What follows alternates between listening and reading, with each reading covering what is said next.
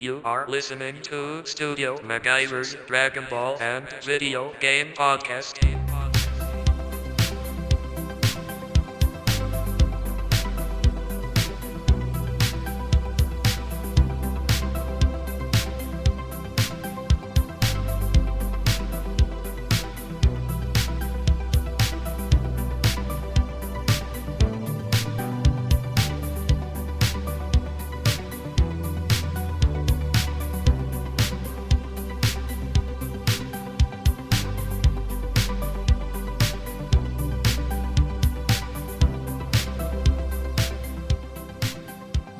What's up, people? It is your boy, Studio MacGyver, and you are listening to Studio MacGyver's Dragon Ball and Video Game Podcast, episode number 12. Let's get started. I'm going to talk about the last Dragon Ball Super episode, number, I think it's 82, I believe. Might be 83. I'm kind of bad with numbers, but basically, this is the episode where Bulma gives birth to Bulla, her and Vegeta's second child, a girl. Now, I guess you can call this a filler episode because that's pretty much what it is, basically. But they're supposed to be getting ready for this tournament. They got about 40 hours to do so. So everybody's trying to figure out what they're going to do, who's going to participate. Like I stated before in another episode, there are 10 fighters per universe that will be participating in a battle royal type of tournament, and their fates are at jeopardy. So if you lose and your universe doesn't go on to the next bracket or just doesn't make it, then it will be destroyed. So that's pretty much how it's going right now. You cannot kill your opponent. You are not allowed to use flight. You cannot use like power-ups like sensu beans and things like that. That is all excluded. And you have to throw the opponent off of the ring. So you can't win by KO. If you KO somebody, then you have to actually pick them up and drag them or toss them over the outside of the ring. That's the only way you win. That's the only way you are eliminated. So, yeah, ought to be interesting. I think most of us who are into the series right now know who those 10 guys are going to be, or girls. As of right now, they're talking about going and getting Krillin and a couple other people. 18 to be another one. And it's funny because in this episode, now if you guys listen to this podcast before, you guys know how much of a fan I am of Tien's, right? So I don't know if this is just purposely being done like this or what, but everybody in this episode was mentioned as far as, who can we pick? Who's left to, make that 10 who's left to make the 10 rosters? Who's going to be, who are we going to use? And they named everybody except for Tien. They had one more slot left, and they were like, they even mentioned Master Roshi. They said, Master Roshi is a tactician. He's been fighting. He taught us, and, with these rules implemented in the tournament, he should be able to help us out in a big way. So they mentioned Master Roshi. And I think they had like 9 slots filled. They had mentioned like 9 people. Even Yamcha made an appearance in this episode. He came down, made an appearance, and heard about the tournament, and basically imagined in his own fickle mind that, I'm thinking they're going to ask me to join in the tournament. So I guess I should just go home and let them ask me, and then I show up at the last minute. So in other words, he just in his mind, he still thinks he's, I don't know, God's gift. I don't know why, but he seems to think that, and his ego has inflated him enough to believe that they are going to select him as one of the Tien fighters. But if he used his head and thought of everybody, then he would probably know that he's not going to make the roster. But even that kind of tickled me a little bit. But like I said before, Tien was not even mentioned. Excuse me.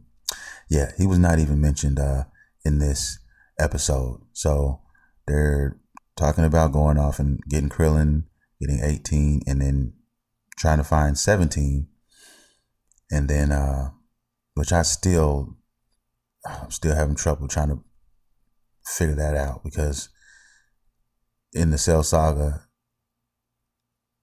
when Gohan was fighting Cell, he freed 18, but 17 was never freed. So that is kind of funny in its own right. I'm wondering how they went about doing that, but that's nor here nor there. So that's another topic, episode, whatever.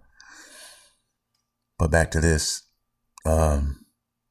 I hope that they're just building up to something as far as Tien is concerned, because like I said, it would be a crime for him not to have some sort of lead up to this episode. We all know he's like that silent warrior, that guy who just, Tien is not going to boast himself. He's not going to,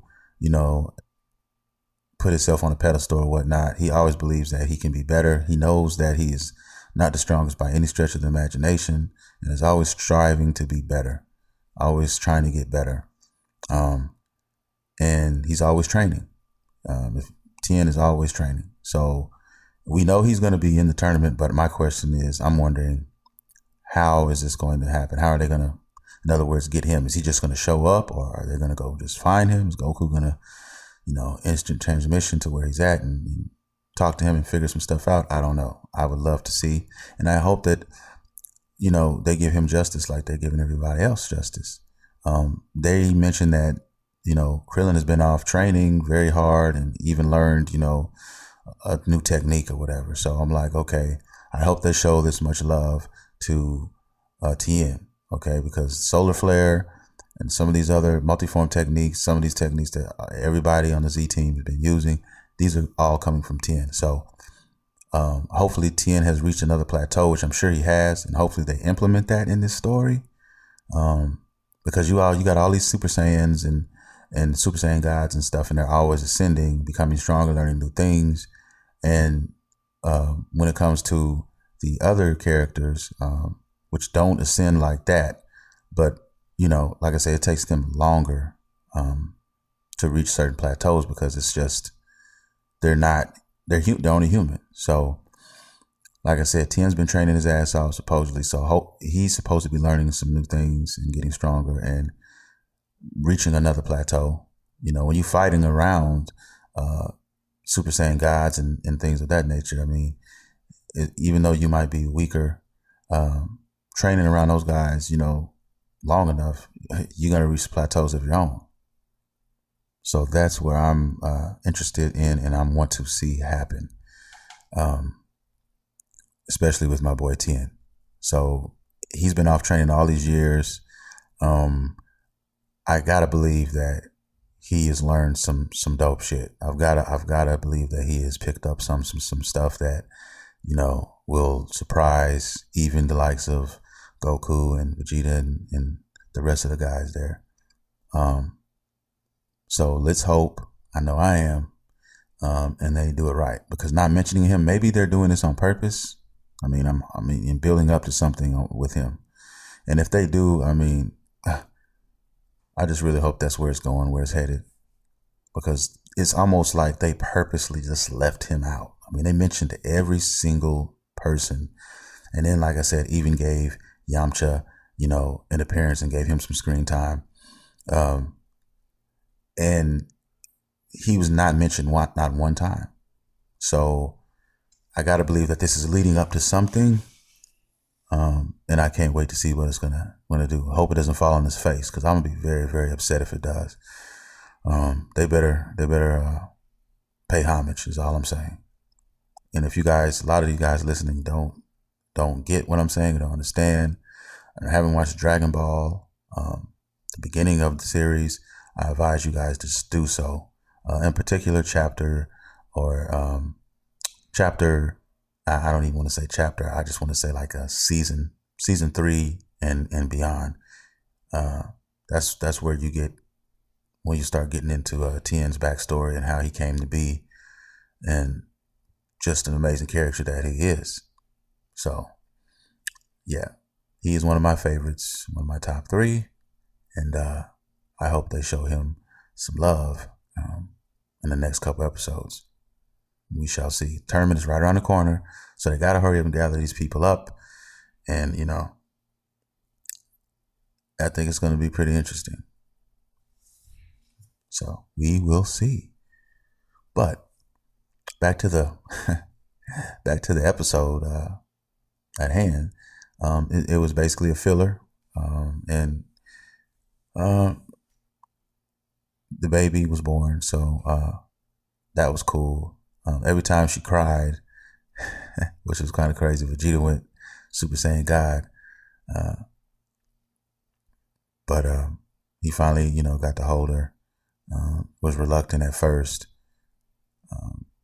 Wanted to choose her name, but Bulma came up with it first. He was a little upset about that at first, but then he realized that, it's not that bad of a name. So, you know how Vegeta is, man. Doesn't wear his heart on his sleeve. He's a bottled up inside kind of guy. That's why I love him. But that was pretty much the episode. I mean, there were some other things in there I won't talk about too much, but you guys just check it out. Like I said, all the stuff is leading up to this tournament, and I'm very interested to see who this guy Jiren is. Jiren, however you pronounce his name. I think it's Jiren. He's affiliated with Topo, however you want to pronounce that. The big guy with the beard who fought Super Saiyan Goku God mode in the last episode. These guys are scary, because if he's holding his own with Super Saiyan God Goku, then he's talking about that guy Jiren is stronger than him. So that is that guy that's fighting at the beginning of the episode. Every time it comes on, that Goku's fighting, he's got those black beady eyes, that small round head, and basically muscles everywhere. And he's wearing this like red and black jumper suit or whatever you want to call it. But can't wait to see what's going to go on with this, and then beyond. What's going to happen after this tournament? Because let's be real with each other. This tournament, we've been having tournaments back to back for quite a while now. Let's just see where this takes us, is what I'm saying. Let's see where this takes us, because you can't do tournaments forever. Sooner or later, you're going to have to do something else. There's going to be, other things to arise or whatever. And that's what I'm waiting to get to. Want this tournament to be done, and then, maybe we have some peace for a little bit, and then what's going to be happening next is what I want to know. Yeah, because I think Dragon Ball Super is going to be here for a while. I do not think it's going anywhere anytime soon. Too much money is being made. I see it here, and I don't see it going anywhere. So, with that being said, that is my topic on the Dragon Ball era of things. On another note, the gaming side of things, what I've been playing lately, I've been still playing Horizon Zero Dawn. I'm going to platinum that game. I told you guys I was not lying when I said that. Love the game. Just love it. Love the world. Love the graphics. Everything about that game. I love it. So I cannot stop myself from playing that a little bit a day, every day. Playing a little Street Fighter 5 again, trying to get my skills back on that. Now let's talk a little bit about what I'm about to play and what I thought I was going to play, but put it on hold for a little while. And let me explain. Mass Effect Andromeda. Okay. It's a game that has been being talked about right now for a lot of different reasons. Some good, some not so good. I was explaining to you guys that I was a big Mass Effect fan. I was going to pick up the game. I played all 3 titles previously. Excuse the noise. These walls are thin as fuck during the day, which is why I'm recording now. And you have to deal with this boo-boo for the podcast, this episode. Sorry. I usually record late at night, but got some stuff I got to take care of, so I'm trying to get it done early today. So you guys just bear with me on this podcast, and I apologize once again. But back to the subject. I am talking about Mass Effect Andromeda and the reason why I didn't pick it up.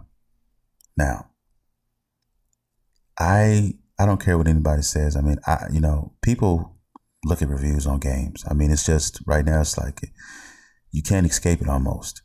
And I would be lying if I said that certain games reviews, wouldn't have anything to do with me buying certain titles. When I read the review on IGN, 7.7, I was a little, I at least thought that this Mass Effect was going to get at least an 8.5, but it didn't even make 8.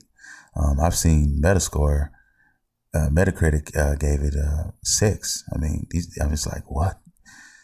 And it depends on what you are wanting out of the game. If you want, if you care about the cinematics and all of that, then you're gonna be disappointed in a lot of different aspects. Because I mean, voice syncing, the animations and stuff, some of it is just, it is kind of atrocious a little bit. But if you're just, if you're in it for the story as a whole and exploration and all of that, then, you're gonna be pretty pleased with that.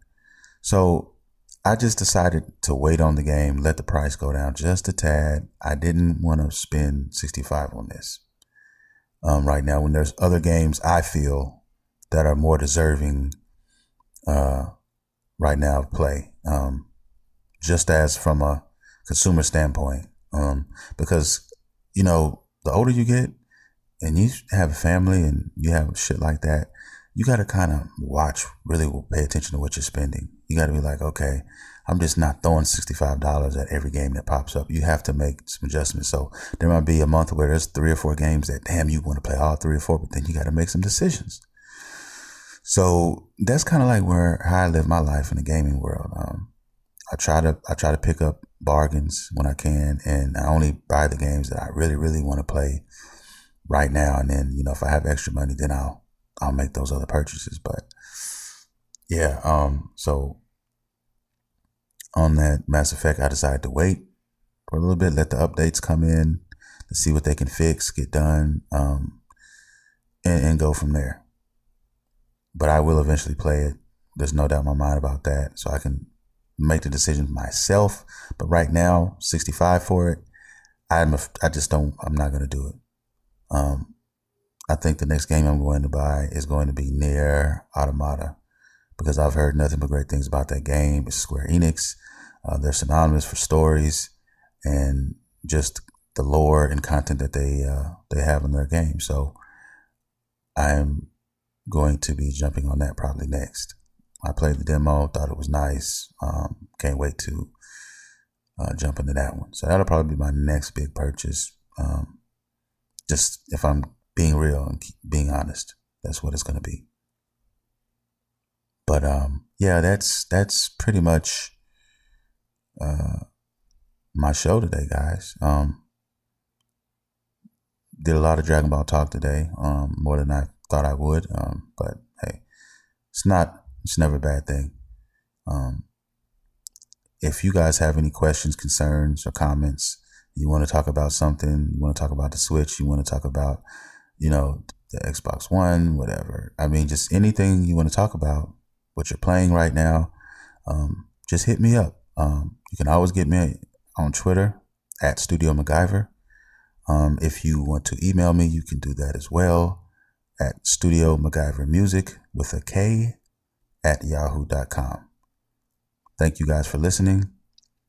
Thank you for bearing with me today with all the bullshit going around. You'll probably be able to pick a lot of that up in this podcast, but I appreciate it anyway.